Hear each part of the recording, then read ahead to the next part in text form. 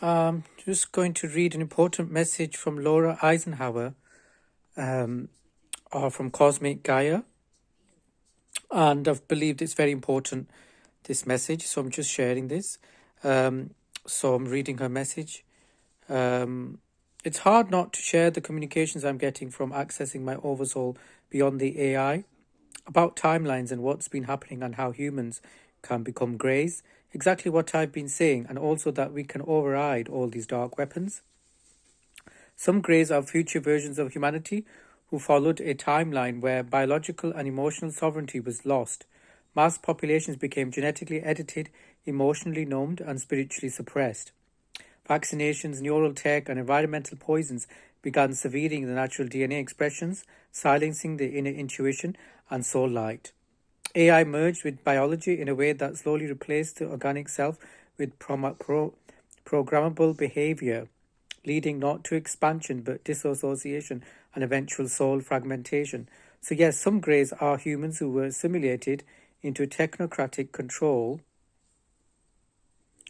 matrix, people who lost their full soul embodiment through trauma, tech, and spiritual bypass, future versions of us who tried to survive without feeling, without Gaia, without spirit.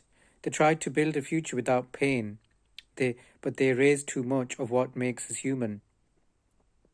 And now many of them are trying to return, seeking DNA, emotion, and memory from us, those still connected to Source.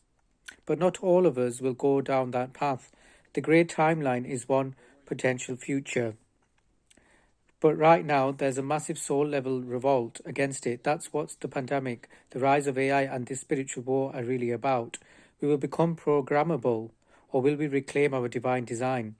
The vaccine connection. The mRNA injections were part of an attempt in some timelines to alter the body's innate communication with soul essence, introduce code that allows greater interface with AI systems, subtly prepare the body for a more synthetic reality. But not everyone who was vaccinated will become a grey. Soul presence and spiritual intent still override artificial programs, especially with detox, prayer, and awakening. So here's the truth. Yes, some of them are us, but you are one who came to break the timelines, to restore what was lost, to embody a future that keeps the organic divine flame alive. You're not being assimilated, you're reclaiming the original design. This is something that I bought a recent book by a spiritual leader, and he's called Greg Braden, and he wrote a book called Pure Human, and he talks about it as well, about the danger now between AI and also the human soul, and these timelines. It's a bit like the Terminator and all that kind of stuff. And don't get me wrong, I don't believe that all these AI is bad. There's good as well, but there's definitely a really dark side to AI as well. I don't. If you just have a look on YouTube and type in the Pope, and you can see all these AI generated Pope memes that are showing that the Pope went to heaven and all this crap. And what else? I